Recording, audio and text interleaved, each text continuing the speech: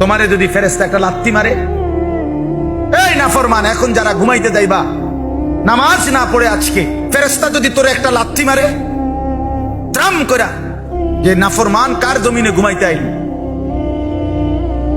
কার দেওয়া রিজিক লোকমা নিলি, তারে সেজদা দিলি না কেন? কি বলবেন? বলেন না, কি বলবেন? ছেলেরা বলো না ভাইয়া, কেন সেজদা দিলা না? ওই মালিকের সাথে কেন নারাজ হইলা? কত বন্ধুর কত আবদার রক্ষা করলা, কত আপনজন কত জনের কত আবদার রক্ষা করলা। মন চাচ্ছে না এখন যাইতে, তারপরও বন্ধু বলছে এজন্য যাইলাম।